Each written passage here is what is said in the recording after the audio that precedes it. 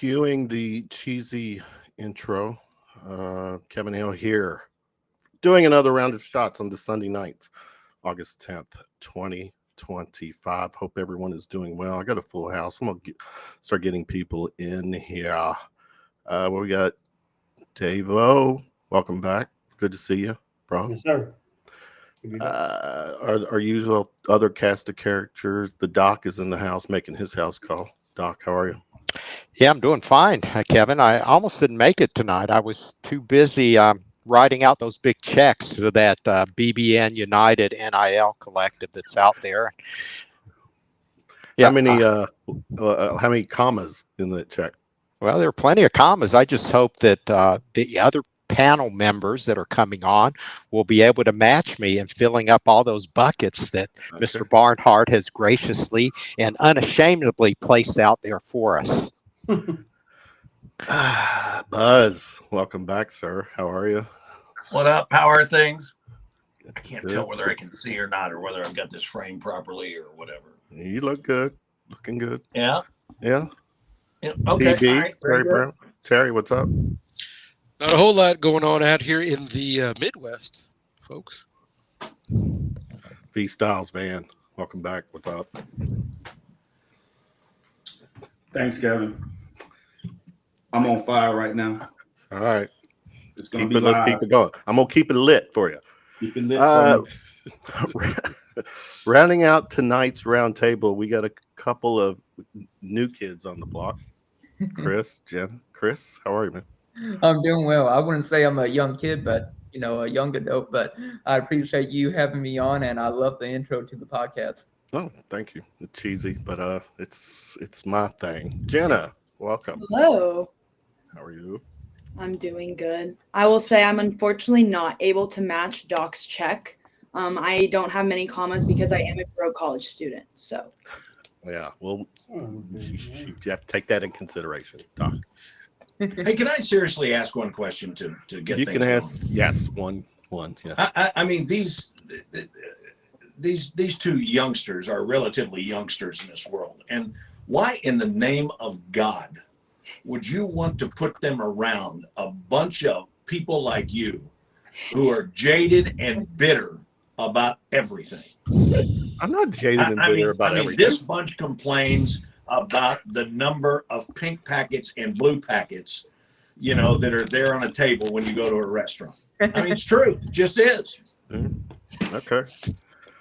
I use them though to, level out the. I usually use those packets to level out the table, because. Oh yes, the legs. They're perfect for that. Yes. Well, the intention to add the new kids tonight is because they are younger, and it gives another perspective from us oldies that are getting complaining about people being on our lawn and all that stuff. Mr. Baker, you do that, don't you? People walk on your lawn. You were the first. You are out the door right away. You're looking through your Ring doorbell, and you're seeing some teenage kid on your lawn, and you're out there. First of all, number one, I do not have a Ring doorbell. Secondly, I stay on good relations with all the teenagers in the neighborhood.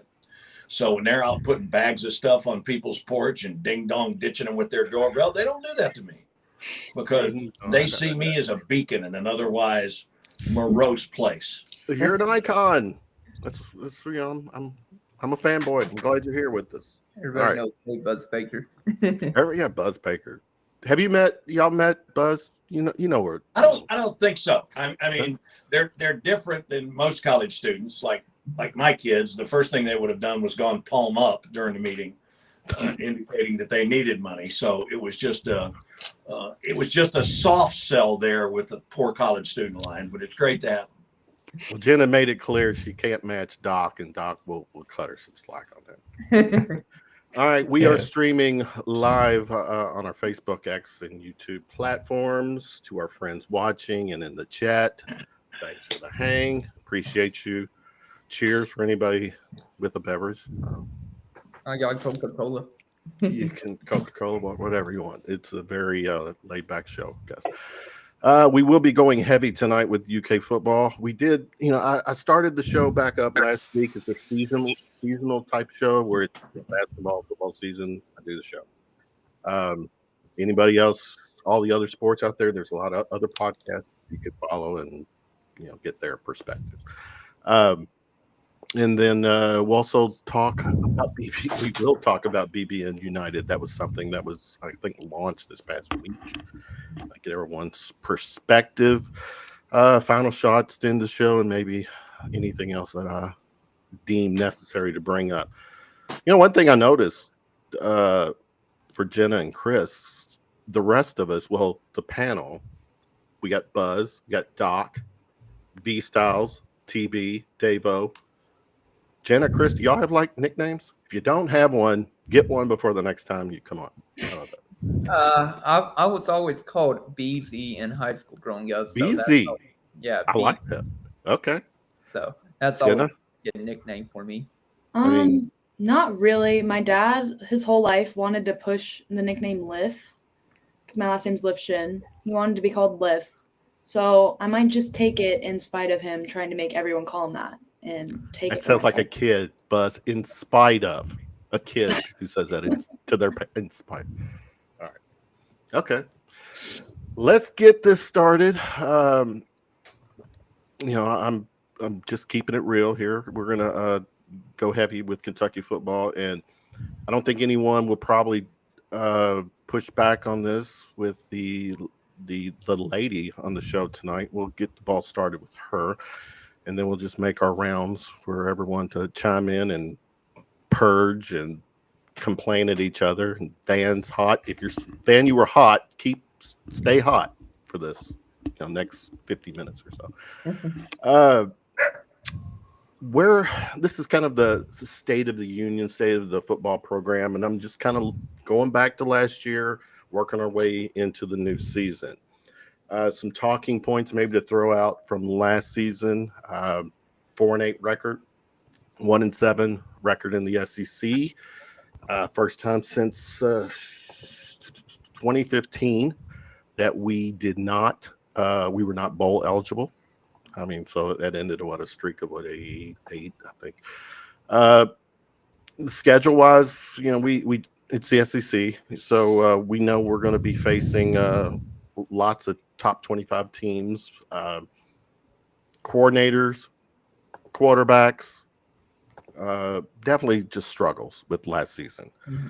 Jenna, starting with you, what was your take with last season's performance? Yeah, well, it was very bipolar because we'd have those wins against Ole Miss, and you think, oh my God, we might be good.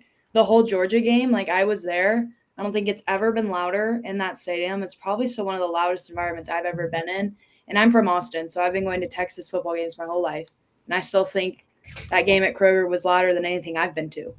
But, and then you'd end up having the downfall of the Georgia game that just left everyone in shambles. And then, going from beating Ole Miss to then like losing to Auburn at home, where the student section was left with more Auburn students in it than Kentucky fans. It was just a very up and down season. And I think it's frustrating to have the glimpses of like what could be and the potential that these teams do have and these players have, and then just slowly losing potential after we have those really good games. Fair points. BZ, what you got?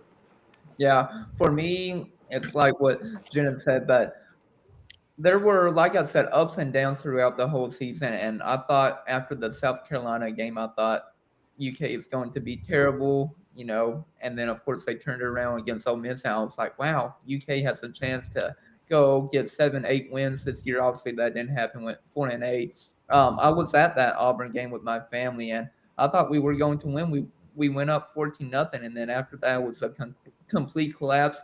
I think the big thing about last year was just the offensive line. It was terrible last year, and I believe this year it has gotten a lot better. But then again, UK has a tough schedule again this upcoming year. And like I said, I'm not too high on UK and everything going into this year. I don't think they'll make it back to another bowl game this upcoming year. I could be wrong, but I do believe we have a better offensive line. I don't know about a better quarterback because of Zach Calzada and Brock Vandegrift last year, but I'm just interested to see what happens. I do believe our running back room is great, and I hope we can run the ball like 20, 30 times a game and maybe, pass the ball 10, 15 times a game instead. Mama Beezy is in the house. Hey. All right, Buzz, to you, your summary of last season. Dude, I don't think there's a single thing to carry over, right? Fair. I mean, 50 plus transfers, coaching changes, and I mean, dear God, how can we have any hope without the guy that imparted all his knowledge on Vince Lombardi, which would be Vince Marrow? I mean, I wouldn't be surprised if Lombardi wasn't named after Marrow. I mean, I'm just wondering how we'll ever be able to run out of the tunnel without Vince Marrow. Well, we're going to figure that out here tonight as a team, Okay. as a unit. Doc, what say you about last season? I think it just goes to show you that nobody knows what they're talking about, because this time last year, talking season, Hope's freezing turtle, everybody was thinking, okay, yeah, 8-4, 9-3, and then look what happened. So who's to say this year? I mean, I think if they can get off to that proverbial good start, then people start jumping on the bandwagon. There will be hope. Here's how bored I was over the course of the week. I listened to Van Hiles rant for 30 minutes about some inobscure aspect of what players were going through when they're actually playing sports and going to school. And believe it or not, I got sucked into what he was saying. There's a whole lot off the field that goes into how this team is going to come together. Locker room issues were big last year. Will they have that sorted out? Will the leadership step up? Will these people be emotionally mature enough to handle a season where everybody is expecting them to crash and burn? Will they be able to overcome that? I think that's going to be a huge thing. Was that Van Hal's engagement on his Wednesday night show, The Locker? No, this was just some random thing where, man, you tell me, what was I listening to? It was 30 minutes of full-blown nothing but Van. Go ahead, your segue, Van. Speak. Mute, unmute. Man, you're on mute. See, I was internally ranting. I'm here. I want to be cordial with the two young kids on the bottom. I don't want them to have their first impression of me being negative and You're being a former bad. player. You're say entitled. this. I'll say that for you. No, that doesn't matter. I'm gonna say this before I start. I've always admired Mr. Baker when I was playing, but now it has even gone up a notch with the way he has started this show off. Him and I are on the same length, the wavelength. Look, last year was an issue. I'm talking about Coach Doc was talking about my rant. It was a rant about this. Fans do not understand the stresses that players have outside of the Joe Kraft now. There are things that are tugging on players' everyday life. For me, I was 12 hours away from home. I had incidents that happened at home I can go back to, just the stresses of normal life that we take for granted. That was my rant about. But let's go about last season. Last season, as I rewatched the games, yes, I took time to rewatch the games again.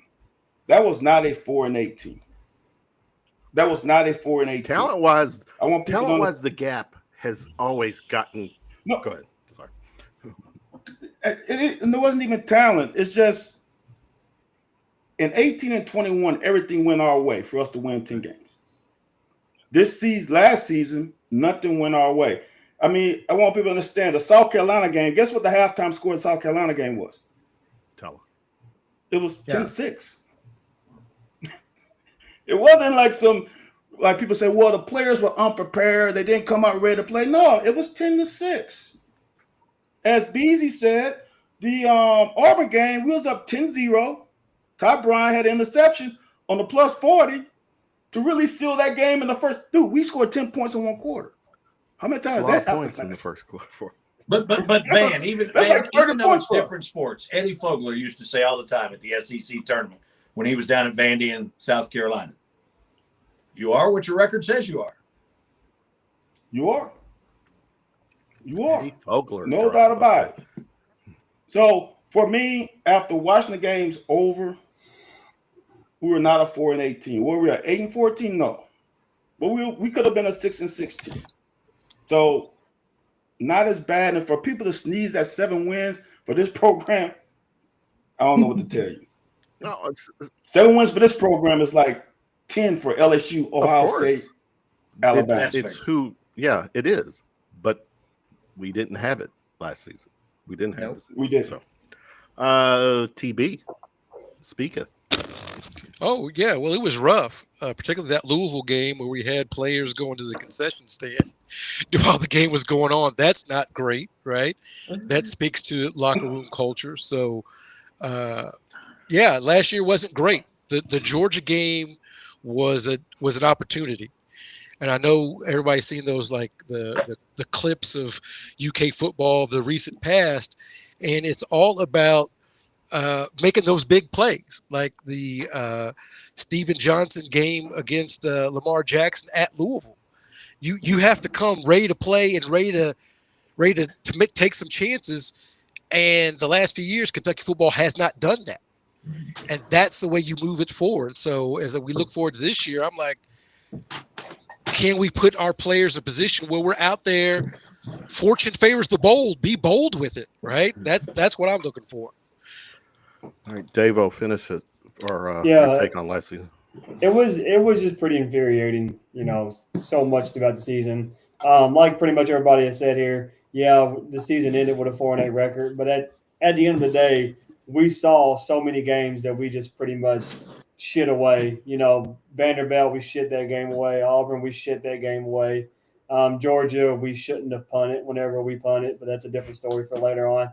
But at the end of the day, we also saw a fight. We saw us go down and beat a really good Ole Miss team. We saw us go down in Austin with Cutter Boley and damn near give them the game that they wanted. So it's going to be really interesting to see, with all the new faces coming in the season, how it's going to work out. So, because now we're circling back to the top. Jenna, one thing with last season too, another OC, offensive coordinator, another quarterback. The hype was there. What was it? Brock? What's his Brock? Brock yeah, the hype was there. I didn't think it played out. But one thing, Vanny, a lot of people have said on the show Jenna, is that, players are not executing. So is it a situation where, is it the coaching? Is it the players? Because at the end of the season, my 2 cents, the dude at the concession stand was a meme, but that just kind of showed you showed me that you had players that were checked out at the end of the season. You had players before the final snap of that Louisville game knew they were in the portal ready to bolt. So there was definitely a disconnect with players and coaches. So, from that perspective, Jenna, is, from a coaching player's perspective, what did you see there? Yeah, I think for me, what I saw, it's a culture and a mentality problem, especially at the end of the season, where, like you said, like in the Louisville game, it's just like there didn't seem to be a want. And that is kind of part of the problem with the portal, is that like these players, when they're starting to realize, okay, I've played really good half the season, I know teams are going to want me, they're starting to lose the want to play for their team they're suiting up for the rest of the year, when they know that, okay, there's a chance I can go somewhere else and either get paid now or I can play more or just play for a team I'd like to play for more. But I definitely think there's a culture problem just within players wanting to leave, with how many players are leaving. Aside from, like, NIL does not help at all. Like, it's just rough when, there's other programs throwing out as much money as they can.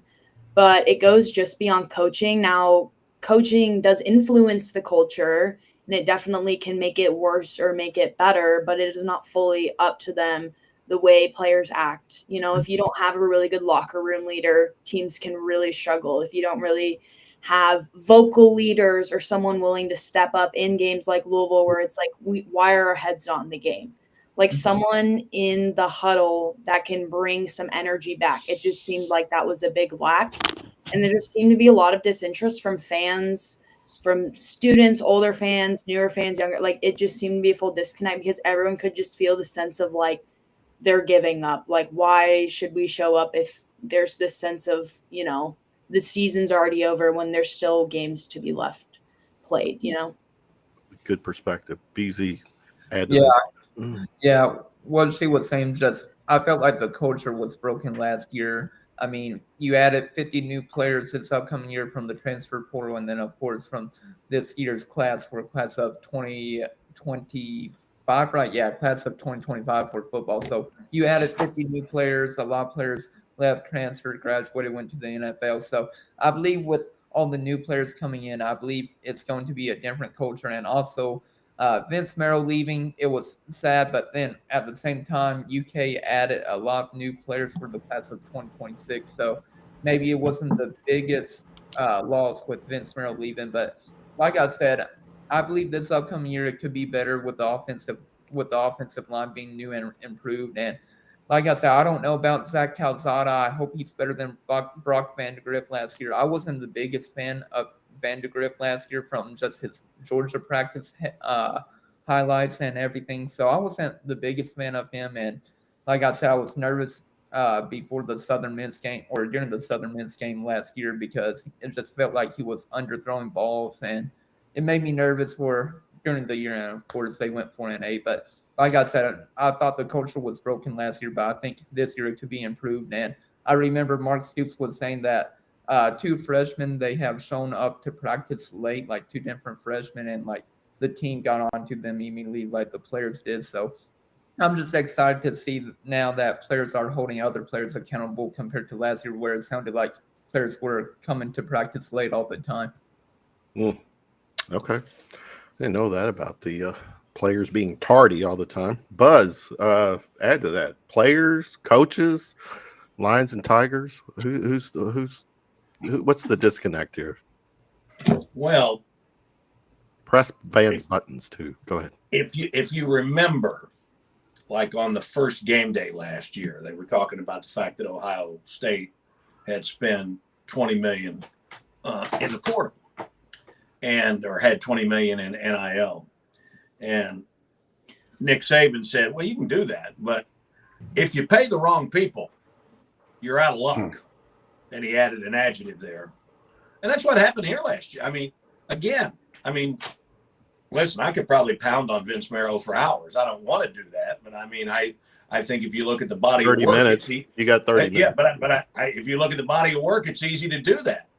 I mean, the big dog was supposed to be the big recruiter, right? One. We got one player on the first 3 teams of the preseason all SEC team. And that was the punter who tied for the spot on third team. So he's like third team and a half. Hey, Buzz, is that like Steve Spurrier? That's my sound soundbite. That is my effing soundbite tonight. Go ahead. But I mean seriously. I mean, and there's all this talk about him walking out the door and everything. And I won't say who it is, but there's a friend of mine over in the Ville. Yes, I have friends there because I'm friends to all people.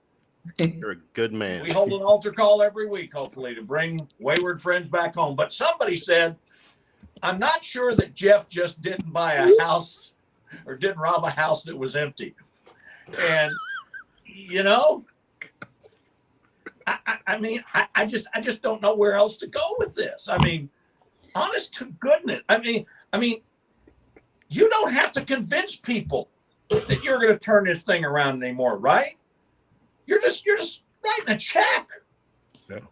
You're not going out and establishing relationships when they're in the 6th grade and getting mom and dad a house or a job or anything. You know what I'm saying? I mean, you're writing a check. In fairness, in this day and age, do they have to?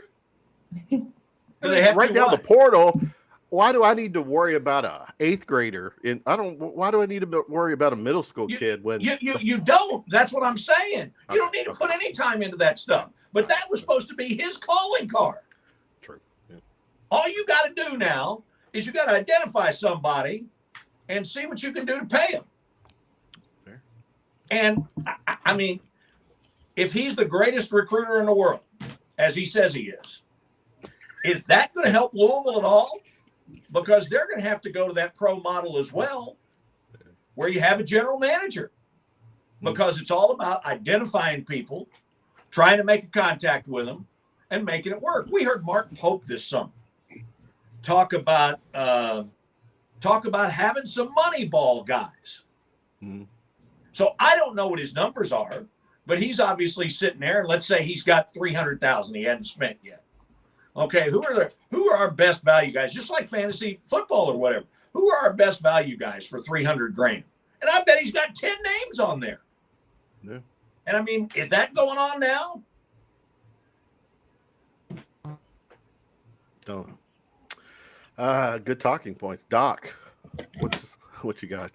Wow, Vince changes his jersey, his sweats from blue to red, and Buzz Baker just automatically goes off. The vitriol spills out. Where was that truth when he was here, Dave? I didn't hear any of that. All I heard were sweet lips coming from you. Not about Vince Marrow. Well, You're the guy ultimately, that would sit there and smile and ask questions in those news conferences and just take those prefab answers. ultimately, Kevin, it is a coaching problem, right? Anytime that you have issues such as that, it's got to be a coaching problem. And to Stoops' credit, he has acknowledged it. He didn't brush it off. In fact, he said he went back, identified the problem, they fixed it, and now they're going to be able to move forward. So maybe he meant there was something wrong with Vince. Maybe Vince was the problem. If he looked back, identified the problem, and got rid of it and fixed it, we'll see exactly how that plays out this year. But ultimately, a coaching problem. Fixed it, but how do you? What gives you any hope that they have fixed it? What indication do you have on any level that anything's been fixed? To be determined. Yeah, at the end of the year, it'll be the number of wins. Yeah. Bottom line. Who we got? Van, go. Follow that. So, am I still muted now? So here's the deal with culture, man. All right, as a former player, Coaches create rules and a foundation, right? Players create the culture. If you don't have the right players, the right leaders, there is no culture. And this is to me what happened last year. And I said it early. I said it after week 1. When your best players are not going all out all the time, I've been a backup before. The greatest thing I had was I had 4 secondary guys that were great players, great leaders. So now if your best player is out there giving half-ass for half of the play, well, I'm a backup. Well, he can do it. I guess I can do it too. Yeah. We got guys who's supposed to run full-speed routes that are like, well, I'm not the number 1 option, so I'm going to just jog off the line of scrimmage. The quarterback looks at you, he's like, those kind of things happened last year. And that's the culture.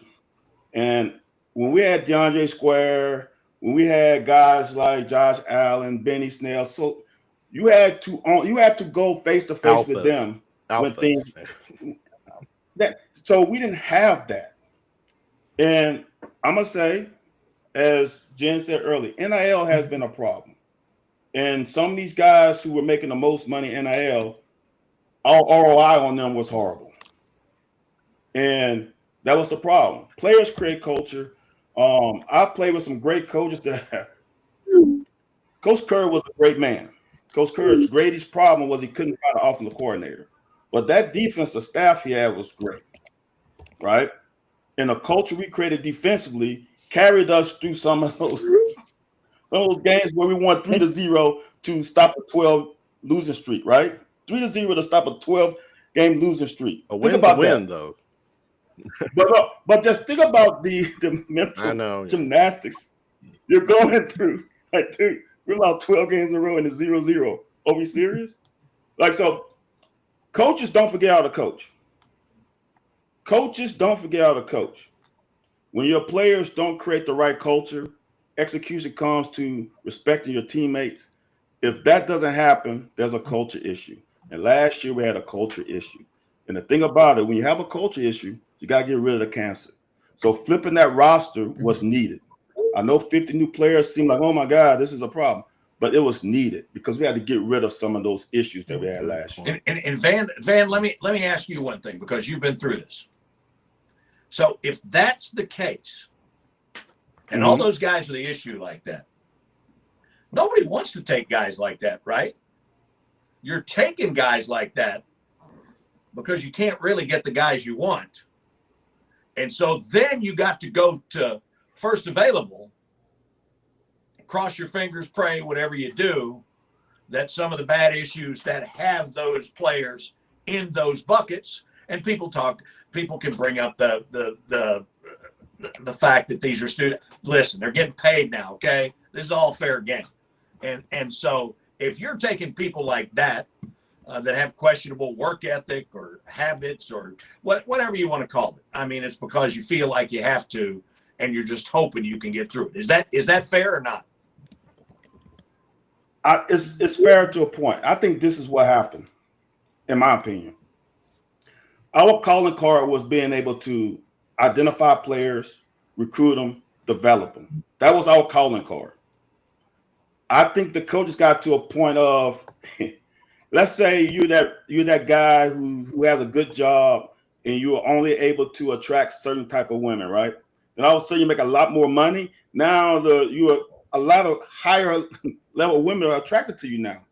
I think that is what happened to us. We got to a point where now we're at 10 wins to get to 12. I guess we got to recruit more 4-stars and 5-star players. And if we do that, we'll take the next step.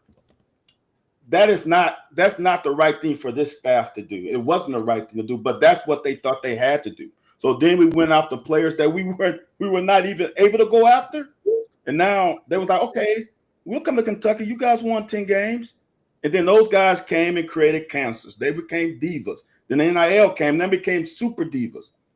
We went after players that we didn't have access to, and now they burned us. Because when they became the star players of the team, they became cancerous. And that feeds through the entire team.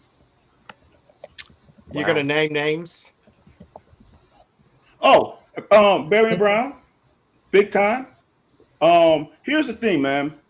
If you can't practice during the week, when I played, you didn't play. Yeah. If you didn't practice 2 days a week, you only came out on walkthroughs, Coach Curry didn't play you. How can I trust you? How can me as a teammate trust you and have confidence that you're going to run the game plan? I didn't see you do it Monday, Tuesday, or Wednesday. But now you got guys who feel like they're NFL players. You can do that in NFL, but you've been playing football for 10 years in the NFL. Now, and that just, it creates, if you think NIL creates a resentment, you know what creates more resentment? Is how the hell that guy's in the damn cold tub all week, and I'm out here sweating my ass off, and he gets to start in front of me. You talking about resentment? That's resentment. And we had too many guys not doing what they were supposed to do during the week, and then expecting But to play. Coaching plays a big part of that, doesn't it, Van? Yeah. I mean, he could have easily put. You think Nick Saban would have let that happen in his program? Hell no. And that's the thing. That's the, if you're talking about coaching, that would be the coaching point. And it's kind of weird to me, right? In the inconsistency of it. If you're talking about X and O's, that's more execution of the players. But we had a guy, Jamarian Wilcox. Whatever issues he had, they didn't play him. God, Tyler. Whatever issues a couple other players had, Barry and Brown, they played him. Now that creates even more a resentment. So you're going to let this guy play. This guy's doing the same type of thing. Why is he playing? And he's not playing. This guy's actually, Jamarian Wilcox is the best running back talent in the room and has been. I've been saying that for the last couple of years. He's the best talent in the room. Barry Brown is not the best receiver in the room. So how the hell is he playing? And the best guy that gives us the best opportunity to win, if I'm a senior, I don't care what you say, Coach. You already showed me your cards when you let that guy play, but I need Wilcox out here. Let's keep going because I do want to touch on this upcoming season too. Terry, finish real quick. Finish your thought on what's players, coaches, what everyone has basically said. Right? Oh yeah, I mean I agree with Van that more than NIL, it's just those extra perks that you give to players, right? Like we make this NIL thing out to be the end all be all, and every job I work, nobody else has been paid the same. So I don't understand why that's an issue. But if you're not making this person do the legwork that I have to do, now we have an issue, right? And I think that was more than NIL because we see it work in the NFL, right? The quarterbacks make way more than anybody else, but they make it work because those people that get the extra, right? They put the work in to do that. So looking at it just as a monetary thing, I think is very small-minded. Okay. No, I disagree because all the quarterbacks know what their dollars are slotted for when they go through the negotiations. When Hendrickson held out for the Bengals, he knew he wasn't getting Joe Burrow money. He wanted to be up there at the top of the outside edge rushers. Right. And so as we go along in this thing now, you'll get more of that. But I mean, it's still early and it's, yeah, but I think it all comes back to that. I think you got to find a way to cut through it. Yeah. I don't know whether it's we've talked a lot about culture tonight. I don't know whether it's a sense. I mean, I see all kinds of videos, and correct me if I'm wrong, folks, of guys like in Pope's gym, shooting at midnight, getting in extra work, doing all this stuff without a coach around. I don't see those videos coming from the football side. Now, maybe they're there. Maybe they just don't want them to do it. But I'm just saying from a perception standpoint, I don't see them. I don't think anybody else does either. I'm going to tell you something worse. We are, as players, your brothers, right? And if my brother is being late for a meeting, I'm going to make sure I'm doing everything in my power to make sure his ass is in his meeting on time. That's not what you do as a teammate. As a teammate, when I played, your roommate made sure you were leaving with him or you left before him. There was no just leaving you behind. Like those little things. If I'm a DB, like I've done, I'm watching film late at night. And we couldn't even text back then. Hey y'all, at practice, 6 o'clock, we're gonna go in the film room and we're gonna watch X game, 2 games, whatever. Like those kind of things, I don't think happened last year because your leaders were not leaders. We didn't have John J. Square. We didn't have Jock Jones that left before this squad. If you don't have that, you have a problem. It shouldn't take a coach to say, well, you're late for a meeting, you got to do this. When I played, if your ass was late, you had to meet with Marty Moore, John Collins. Like those guys say, whoa, bro. That's not the standard we have created here. And they weren't even winning games when I got there. But that was a standard. That wasn't there. Did you all do like back in the day, Van, like put soap in a sock and the rest of the team players just go and at the end of it? I don't know if you can do that now, but no, we couldn't do that. Coach Curry wasn't hazing and that kind of stuff. We would have gotten in trouble for doing it more than a guy that Full Metal Jacket. I watched that the other day. Davo, real quick, let's finish. Davo, finish your take on this, and then we're gonna. I know you got a little bit, and then we're gonna jump into 2025. No, it's all good. I mean, everybody said it. There's no use beating the dead horse anymore, right? Culture. At the end of the day, I'm not too for sure if Morrow really played such a big part in it, like everybody else said. No, like he said, not like everybody else, like he said. Well, I'm talking everybody else is in the BBN in general. Oh, I'm talking about him. No, nobody loved him like him. I think just kind of whenever it came to Morrow in that situation, I feel like a lot of that started going downhill when the portal started getting bigger and NIL started getting bigger, and I think he kind of lost control on how to handle the recruiting aspect part of it there. But I'm just not too for sure if it was – well, so it's always going to be on the coaching, right? The head coach will always take responsibility for the outcome of the season. But sometimes you have to wonder if the head coach just couldn't compete or mesh with all the in personalities that was on that team. You know, there was a lot of me's on that team. It is what it is. Let's make the best of it and have a fresh start this year. So that's my take. All right, let's go 20. I've got a few more topics before we try to end this at the top of the hour. Jenna, looking ahead 2025, people have labeled, when I say people, social media. This is a make or break year for Stoops. But we've also heard the word motivated, which that drives me crazy because a coach that's making the money he is, you know, if he needs to be motivated, that's very alarming. But looking ahead to this season, what is it a make or break? I mean, I know the buyout's big, but something's got to give. What's your take on Stoops and this coming season? Yeah, I think it's make or break in the eyes of you're going to really start losing the investment from fans and from Big Blue Nation if it is another very mid-year.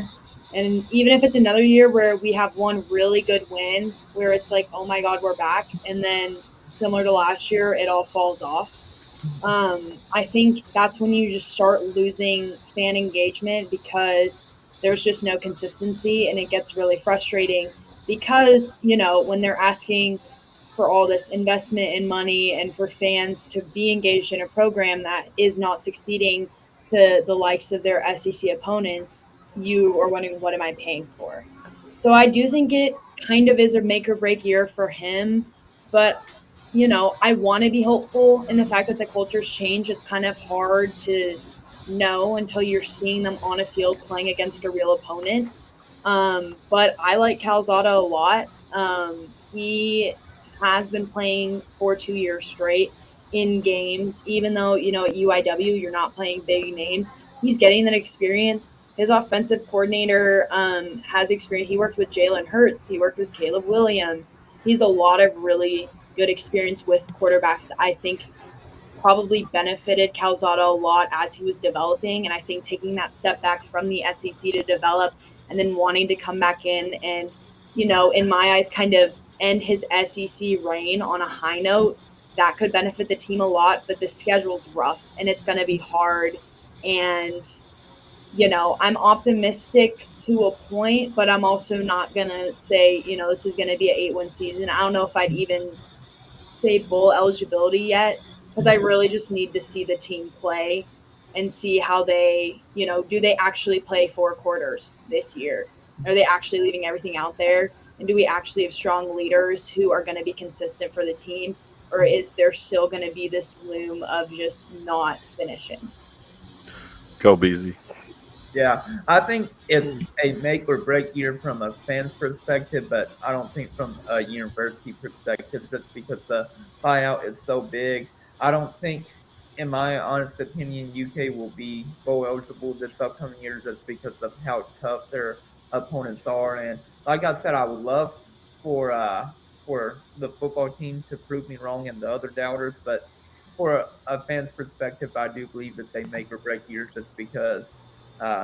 Like Jenna was saying, you lose fan engagement, you're going to have another terrible down year. And like I said, I want Mark Stoops and UK to succeed, and it'll be interesting to see what happens this upcoming year. I'm really high on at least the running back room and then the offensive line, but we'll have to see what happens with Zach Calzada. I know he played at A&M and Auburn, and he also defeated Alabama, so it'll just be interesting to see what happens with Calzada and the rest of the team. I have high expectations, of course, always on the defensive side.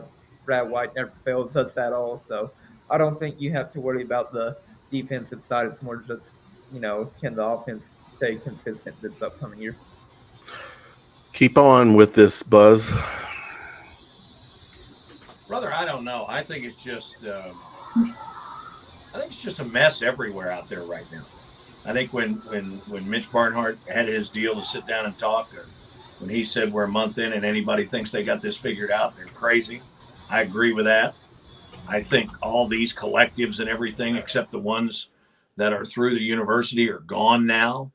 So, people who have said that there's not going to be pay for play, that really kind of looks like what it is, right? And they're keeping those buckets of money that John is going to fund, keep them separate. So, they can give a more needy program more in a particular year. Somebody's kicking tail, they can take some away. But I would say this is probably more like the federal government. There is no such thing as a temporary tax. Once the tax goes into effect, it ain't ever coming off. So once program A is getting X amount of money, I don't ever see them going backwards.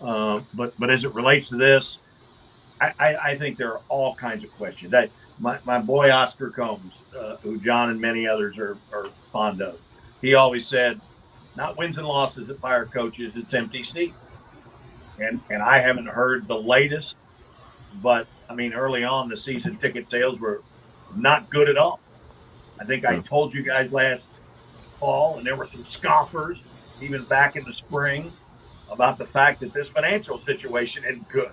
And that's why they had to go and immediately kind of do away with the UK Athletic Association and borrow $30 million from the university. So I just, to me, it's really kind of sad. Even for all you guys that look at players and everything like that, how deep can you go in the depth chart with names and everything? Thanks to this portal. And say, oh, well, they're going to be better because that guy is going to be guarding his backside this year. He's got his blind spot. It's just, it's about as different a time as I've ever seen. And I think the changes are just starting rather than settling down.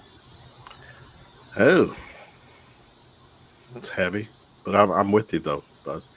Van, piggyback that.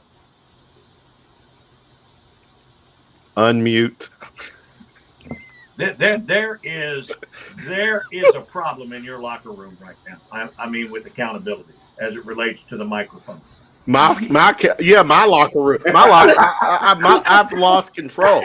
My God, I am on the hot seat. No host. I need to be motivated.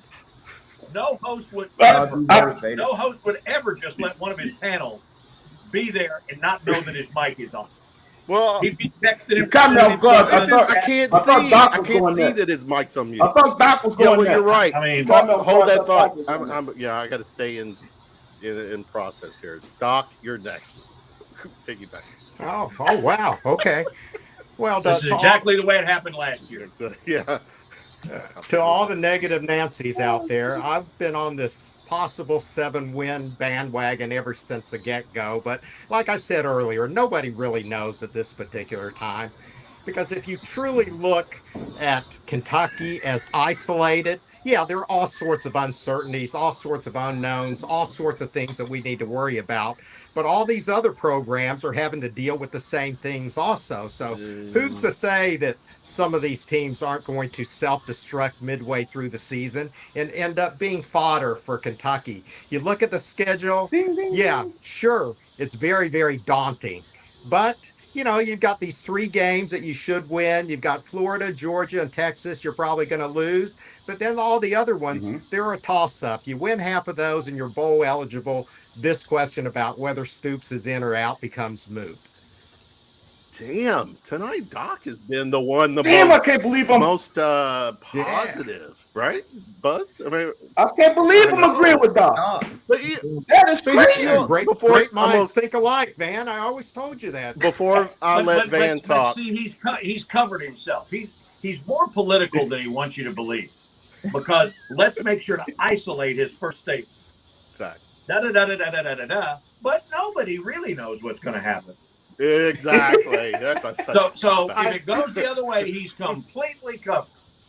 See, this is my take with Kentucky football versus, say, Georgia, Bama, Texas. As fans, well, I'll speak for me. I'm not going to speak for a minute. From my perspective, I start at 0 and try to figure how many wins we're going to get. Georgia, Bama, Texas, they start at 12 and figure out how many games they're going to lose. That's the big difference to me with Kentucky football. As a fan, I am a fan. Get me 6, get me bowl eligible. I do want to win 7-8 games, and I'm happy with that. We're not going to win the SEC. We're not going to compete for a national championship. It's just that's reality. And if anybody thinks differently, I think you're delusional. But why not? My opinion. Here's the other thing from just a factual standpoint. Okay, no matter what you think, and I believe that you all possess a really good amount about knowledge, and that even though you don't have a coaching degree, you can take a look at players and see what they can do individually and how they can help a unit. But all this speculation has taken place based on the fact that there are 50-plus dudes that none of us have ever seen take a snap. Right. No, that's a great point. Not 50, a single snap. 50 freaking new players. No, it's not 50. No. I watched all the portal guys. You sure? 50 went in the portal. It's like 35 or something. Okay. I stand right. corrected. You know what I'm saying? The portal guys I've seen play. I've got a pretty good grasp of what they can do. Now these high school kids, you have no idea, because the transition from high school to college is okay. Let's keep this going because I want to get the portal guys. I want to get they look. You're not in the portal unless you have warts. Okay. You're not in the portal unless you have warts. I can see them fitting out. Some of the defensive players, I can see them fitting out scheme very well. TB, jump in real quick. So, I haven't got on my own. All right, go. This is good. All right, real quick. I'm gonna piss some people off. It's not a make or break year. If Stoops loses, if he goes 4-8 again, I think Stoops will bow himself out. But this is what I want to say to BBN, because y'all want to complain and stuff, but you know what real programs do? You know what Texas A&M does? You know what Florida does? You know what LSU does when their coach ain't doing shit? Changes. They pony up. They pony up. They get his ass up out of there. So all these people talking about when is $40 million? Well, pony your ass up and give the money to somebody. Give the money to the administration. Say, all right, get them up out of here. What has that money done for Texas A&M? And how many How much? coaches? Oh, no, How no, many no. coaches have they run through since Stoops has No, been but- here? but- And they Mark, tried to almost get him. there. I'm not talking about that, Buzz. I'm talking about You people just who are said whining. Texas A&M. If you're gonna be a whiner, you're gonna be a whiner and say, "Well, we need to find a way." Well, your ass pony up. Stop fucking complaining about stuff and do something about it. If you want them out of here, create an investment firm and get your 40 million. He can get up out of here. If not, shut up, because this guy's created the best era of UK football. I can go down some stats about how many 7-win seasons he's had over everybody else, how many 500 conference records he had over everybody else. But what I'm saying is, if you want him out of here, I've seen people get coaches out of there. Know what they do? They pony up. All right, TB, I'm sorry. Go, TB. I just want the Cats to win, man. Just win, baby. Just win, baby. Anytime I say that they're going to win, people tell me I'm delusional and a sunshine pumper, but I just want my team to win. Yeah, We do. same here. I mean, that's all. I just want the Cats to win more games than they lose. So there you go. Yeah. And raise a bowl trophy. Or same amount. Or same amount. Yeah, I mean, it is what it is. I want my team. I want my team to win. When I say I want my team to win, people tell me I'm being delusional. So I just want to see my team win, guys. Yeah. Go Cats. Get 6, 7, 8 wins. Davo, finish it for us. This little thought. We're talking make and break, right? I think Make it's or gonna break, I think it's gonna make and break for my my couples this season during the fall wedding season, because mainly the reason why I didn't renew this year was because thankfully I am fully booked all the way through the end of the year every weekend. So for selfish reasons. Yeah, right? for selfish reasons and for professional reasons, I really hope Kentucky has a pretty good season, because whenever I'm behind that booth, I am multitasking, and I have on one hand the UK football game, on the other hand what I'm doing.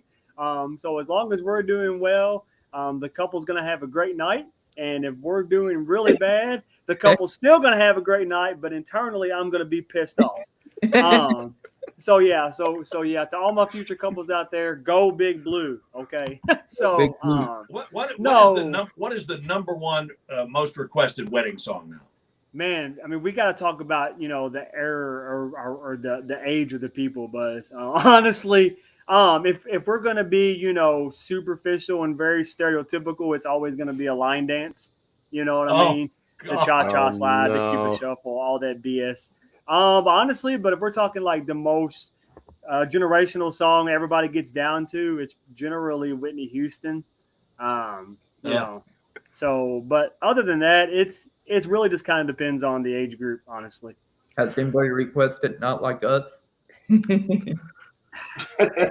Age group, Chris. Age group. Don't worry, BZ, because this will be one of the things on the show moving forward is to age group. Have you on. You will propose to your wife on this show. We will have the wedding, everything laid out, the music, first dance, everything on this show. So, Sounds like a plan. I'll let my girlfriend know. yes, please do. Or just tag her. We'll intervene. All right, where we at? I got to bring up, guys.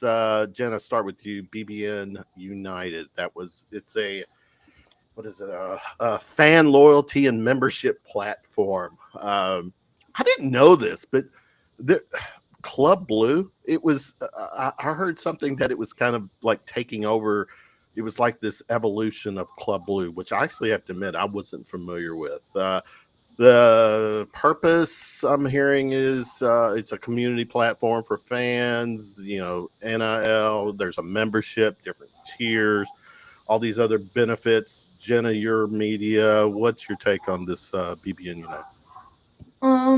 Trying to promote a fan loyalty investment kind of thing after winning one SEC game's a bit unfortunate timing for them.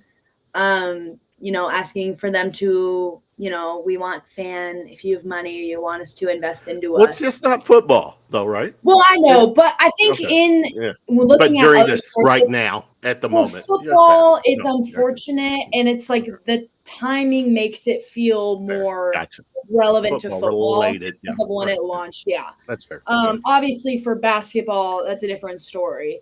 But in the sense of football, uh, it's kind of hard to sell. But I do think it's always good to, in the whole athletics sense, there's a lot across the board of teams that are worth investing money into. And I think it's kind of smart having, these different tiers of money. But, I'm not the biggest fan of the NIL era. And, this is just a part of it. So it's not my favorite thing in the world. But when it comes down to it, it should benefit UK athletics. Should. BZ, your take? Yeah, for me, with the new edition of this, I mean, you could look into it, be another money grab. I mean, especially after the house settlement, everything is changing structure wise because each school is getting $20.5 million to, give money to their sports programs. And of course, Mitch Barnhart said they're going to give it to 6 programs. But I think it could be a con because it's like a revenue grab.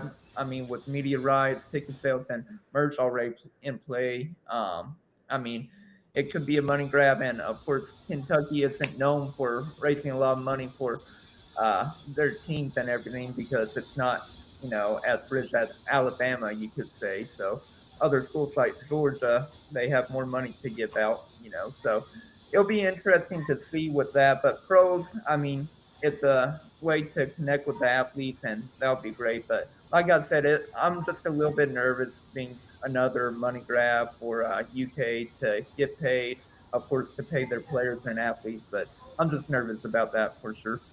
Money grab. Money grab? Is that what your thoughts are, Buzz? What's your take on BBN? No, it's just basically like a fan club. Any substantial, real NIL money is going to come through the university. I mean, that's what Mitch Barnhart and the other ADs have wanted to do. That's why they were up lobbying on Capitol Hill. They wanted a mechanism so that money could come through them and they could distribute it. They can make the argument that they've already got the infrastructure in place. I'm not saying that's the case, but I mean, all these other things that popped up, Club 15 or whatever that was, or whatever that was Blue doing some stuff for Deion Walker and some of those guys. Those things are just, they're kind of now, what is their purpose?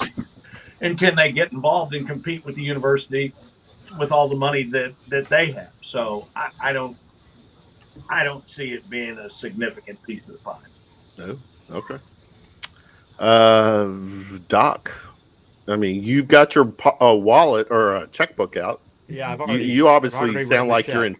in favor of this. Well, I was going to say that things are constantly evolving, but after having been reprimanded by Mr. Baker for being a politician, I feel like I have to come out and say something very, very definitive this time. So, having heard that, I do think that it's important. Mitch Barnhart talks about all these different buckets that this money is going to funnel into. You've got the TV revenue and fundraising, which obviously are very, very big buckets.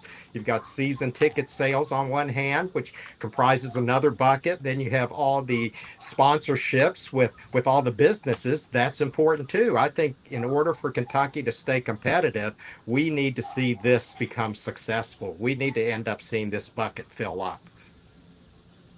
So is that your way of telling Jenna to step up? Pony up, baby. It's up. Audio. Jenna. All right, where are we at? Van. BBN United. United, and it feels so good. That's reunited. Sorry. Yeah, I have no comment. You know why I'm here. I know nothing about this United. I bet you will on Wednesday night when you do your locker podcast. No,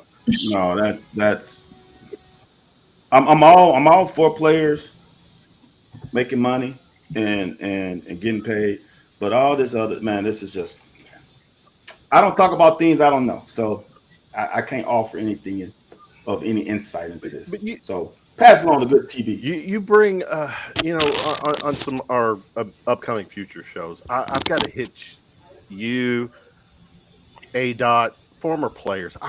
From like your era. We had Trevard Lindley on last week. What's that? Old guys? Old guys. I want old guys guys. that I OG Van, OG. There you go. OG.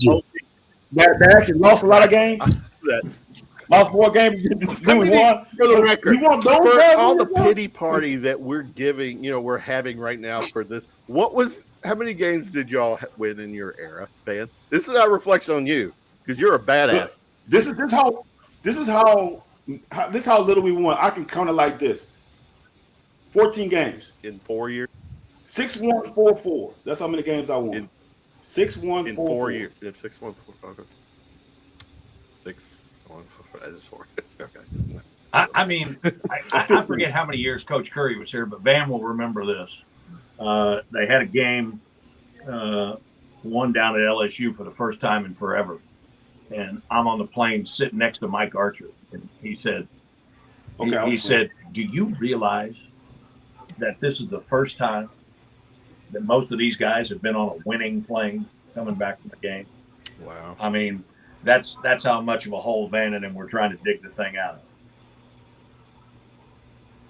We appreciate you, Van. It was bad, man. Good times. I wouldn't pass up for anything, but yeah, it was hard coming from a football state and have to go and to lose a lot of games in a row. Which there was some reasons for that. Preseason, off season that caused some issues that season that people don't remember or should remember. We got to talk about the history. That stay tuned for those shows because to me, you've got stories, and we all love the history of the program, any of our sports programs. TB, BBN United. Yeah, if you want the team to win, then contribute. I mean, it's as simple as that. I know it's a tough ask, but here I am in Iowa. And just to let you know, they wanted a new wrestling-only facility, and they raised it off contributions from the fan base and alumni. They asked for it, and they got it. So when people say that you can't do it that way, I don't think that's accurate. But they did it specific for like wrestling because wrestling is huge for Iowa. That is correct. Yeah. That is correct. But also simple things like when Kroger Field tried to do the blue and white T-shirt thing, and that was all over social media. Like, I can't do that. Well, here in Iowa, they have checkerboard patterns, they have stripe patterns, and the people just do it because they want to support their team. There's not a lot of back and forth. So it can be done. But is at the same time, too, without starting controversy as we're trying to wrap this up, we're a basketball school. And for fans, that if I'm going to put money into the athletics program, I don't know. I'm digressing. Kev, here's the thing to remember this year. How much earlier is basketball starting this year? I mean, like actual, real games. I mean, like you're going to have like first week in November, right? Here in October, right? Definitely some. I don't know if the actual season starts in October, but we'll probably they can play those exhibition games. We're going to start covering basketball pretty soon because that's October just how the is their first exhibition game. It's against Purdue. Yeah, exhibition, absolutely. right? Yeah, and that's going to be a big. Because so it's basketball, it will be depending big. on how the team is. Yeah, depending on how the team is playing, how much oxygen is there going to be for football? Come October, right. When you got basketball going and you got Doc out there in his high-dollar box and suite at Keeneland. and how much he walks into a box looking all GQ, like with the hat on and a tie. Yes, exactly. Absolutely. How much oxygen for the volleyball team that's going for their 9th straight SEC championship? Fair. Yeah, I mean, nobody cares. In the last national championship. Nope. And they're the last national champion since the too. get-go, so that's not new for them. Yeah. It's So- unfortunate, but there is only so much air out there. Right, there is. And you look at the men's tennis team that has had a better finish than football and men's basketball, yeah. right? Mhm. You look at the women's track team. We've got world famous people that could walk through the streets of Lexington and people don't know who they are. So it's one of those things. Olympic We got champions. Olympic champions and world champions that World people record holders. don't know. So it's one of those Yeah. things, right? There's only so much. The rifle team. We got to give them love. So As there's I, only, as I call them future snipers of America. right. But, So there's only so wow. much, and those teams are really, really good too. Davo, finish your our thoughts on BBN United. Yeah, did anybody mention track and field? We got gold medalists from, track and field. Yeah. World medal or Yeah. world But they've been record getting NIL for a while.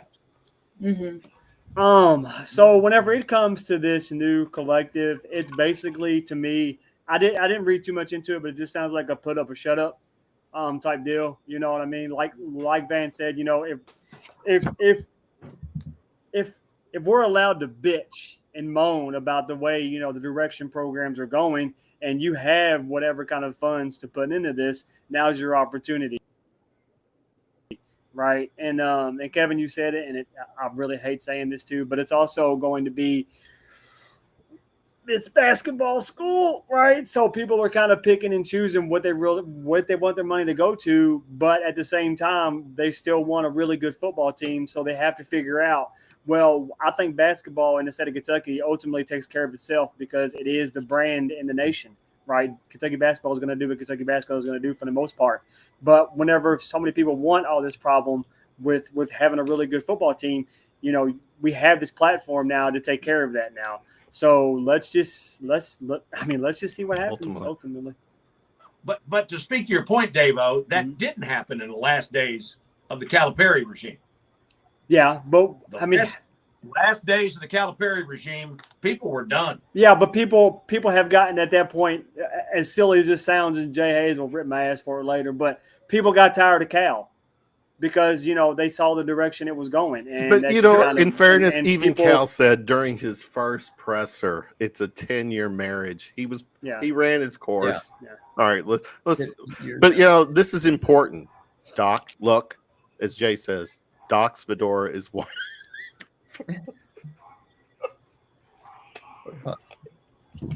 What?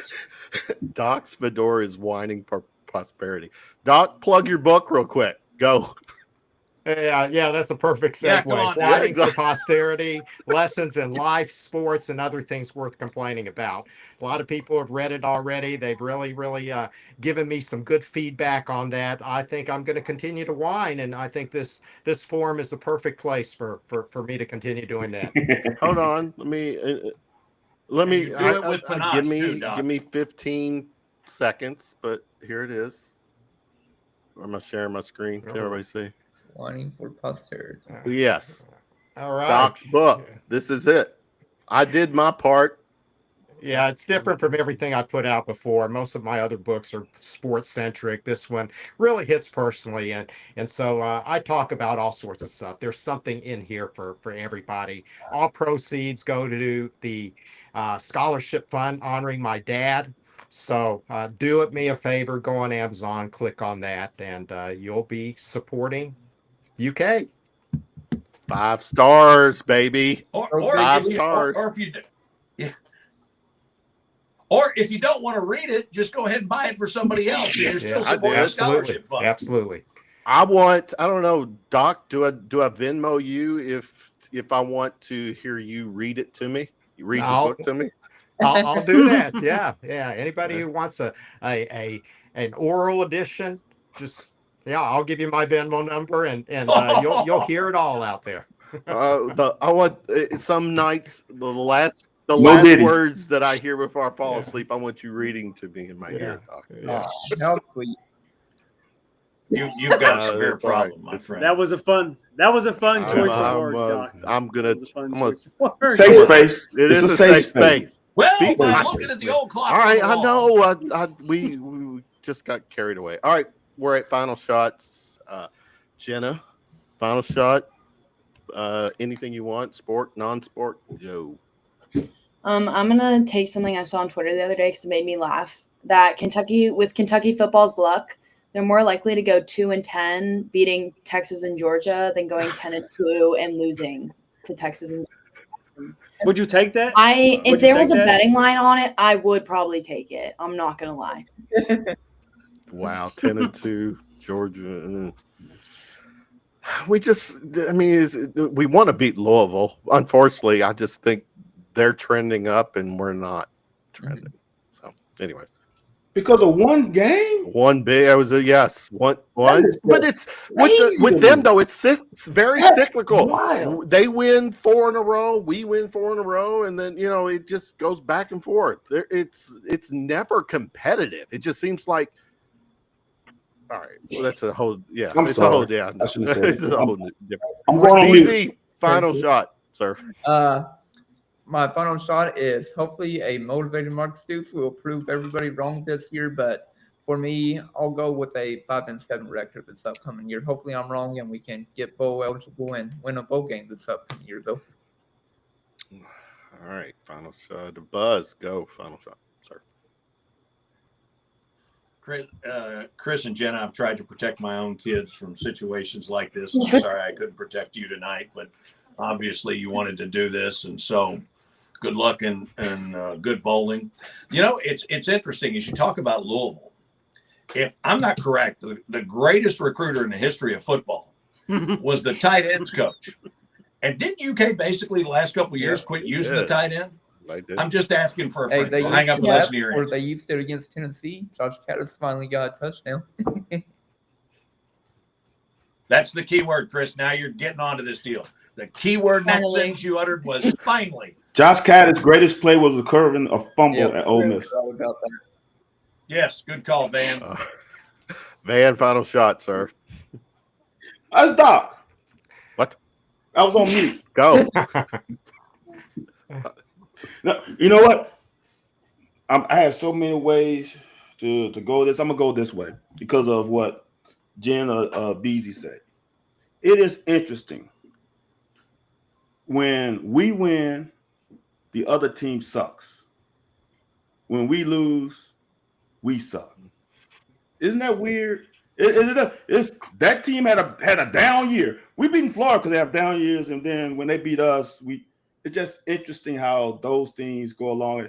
The same way how South Carolina is ranked in the preseason every year somehow, and we're not after a good season. It's just a weird thing. But fans need to come off of the being and such. It's one thing to be disappointed, but it's one thing to just throw everything out there as what's happened the last 6 to 7 years. We had one bad season. LSU with Ed Orgeron won 6 games after they won a national championship. Progress is not linear. It's just not. And you know what he got? He got 18 million. You got to go see that video online where he said they came in and said, "You're gone, but we're going to give you all your contracts." No. He said, If you're gonna quote Orgeron, you got to do his voice. yeah.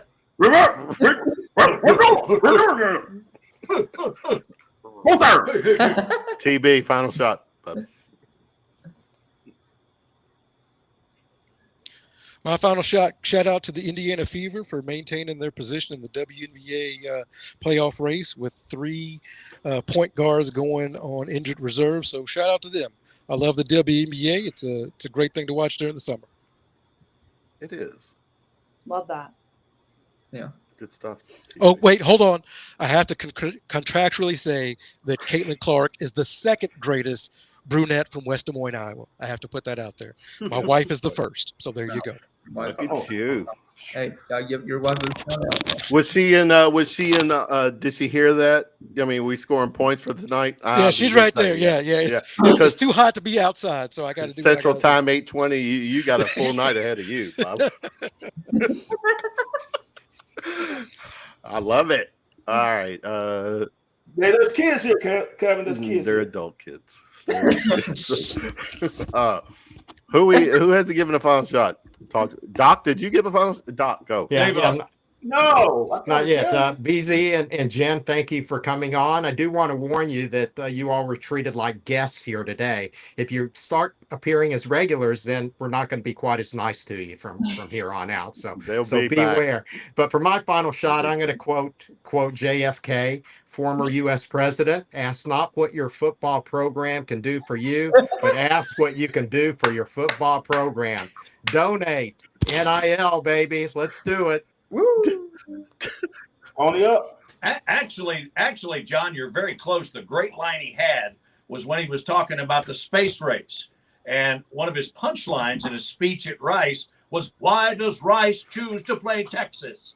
And that's when he was doing his, "We don't choose to go to the moon because it's easy, but we choose to go because it's hard." So you're right on. Yeah, I like although that. Doc. seriously, Very nice. I mean, when you're considering what you can do for your program, being a part of BBN comes with some responsibility too.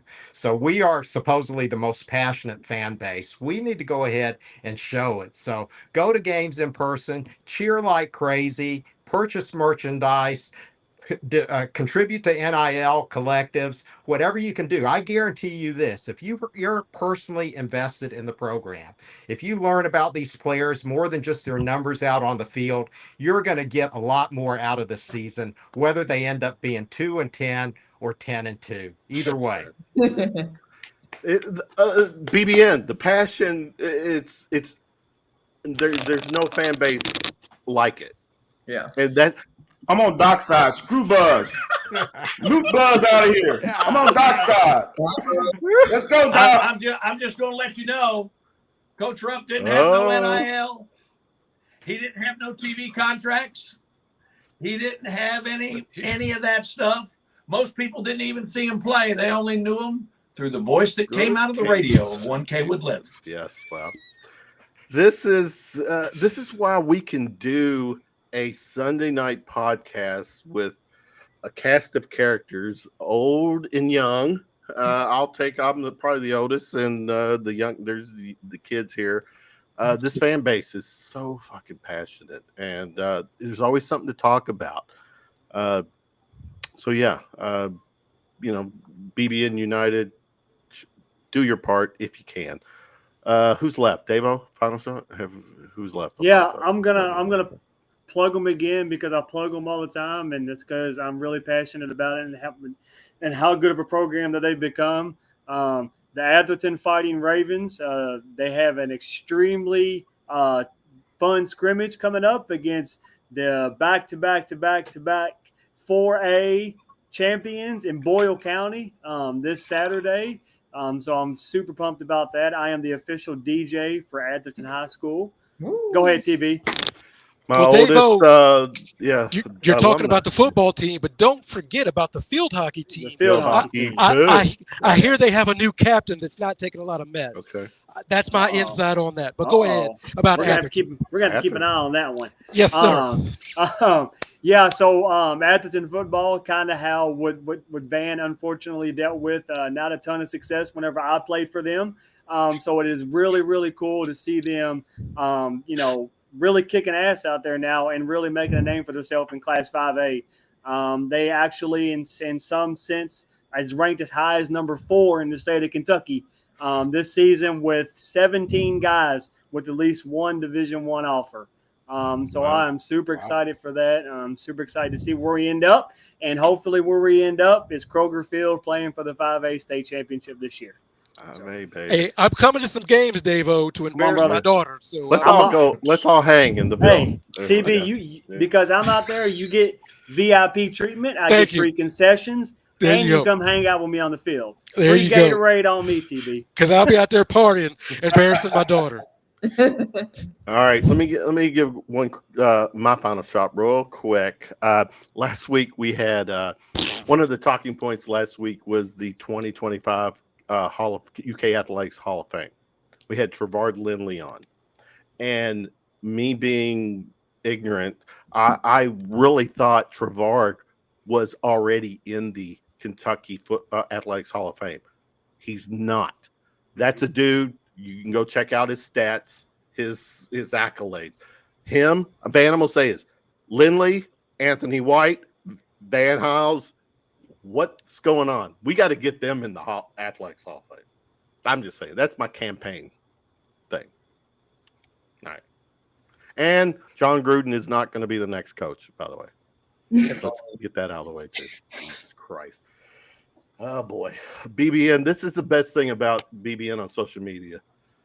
It is passionate, but there's some people that just okay.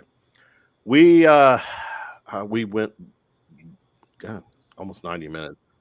I know, but Yes, we had new kids and everybody's great talking points. I'm trying to end it, but it felt good. Dave-O, did the email I did. say I'm a hard liar. stop? Okay.